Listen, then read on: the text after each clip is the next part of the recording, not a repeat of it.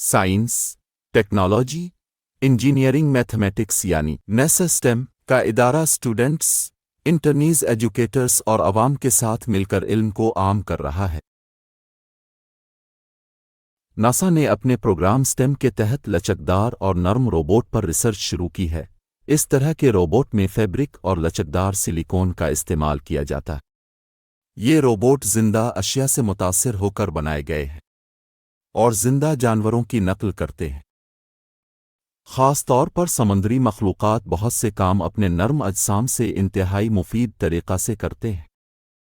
خلا میں اور دوسرے سیاروں پر چیزوں کو اسمبل کرنا لچکدار روبوٹ کے لیے بہت آسان ہوگا۔ ایک لچکدار روبوٹ قدرت سے اور یہاں تک کہ انسانوں سے متاثر ہو کر بنایا جاتا ہے۔ ہمارے پٹھے بھی نرم مواد سے بنے ہیں، جیسا کہ آپ کو روایتی روبوٹ کا پتہ ہوگا۔ وہ سخت کنیکشن اور موٹر سے بنتے ہیں اور ہر موٹر کسی دوسری موٹر سے منسلک ہوتی ہے۔ یہ بہت محدود حرکت کر سکتے ہیں۔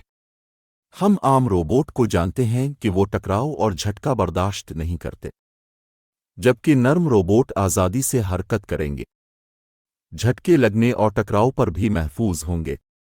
وہ انسانوں کے گرد کام کرنے کے لیے بہت محفوظ ہیں۔ انسانوں کی حفاظت کے پیش نظر لچکدار نرم روبوٹ بہت بہتر ہے۔ میں جو روبوٹ بنا رہا ہوں، یہ روبوٹ جوڑوں کو آپس میں پکڑنے اور موقع پر آزاد کرنے کے لیے ہے۔ لیگو کی طرح سٹرکچر بنانا اور انہیں بعد میں دوسری شکل دینا ان کے لیے آسان ہوگا۔ ان روبوٹ کو چاند کی سطح پر رہائش بنانے کے لیے بھی استعمال کیا جا سکتا ہے اور مریخ کی سطح پر نرم روبوٹس کو خلابازوں کے سوٹ میں استعمال کیا جا سکتا ہے، تاکہ ہاتھ کی حرکت میں آسانی ہو اور بھاری چیزوں کو اٹھانے میں نرم روبوٹ خلابازوں کی مدد کرے۔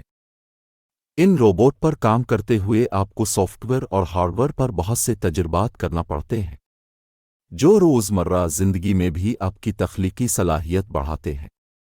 میں آرٹسٹ پہلے ہی تھا، اب میتھ، الیکٹرانکس اور پروگرامنگ میں بھی بہت کچھ سیکھ گیا ہوں، اور ان لچکدار روبوٹس میں آپ کو بیالوجی کی سمجھ بھی آ جاتی ہے۔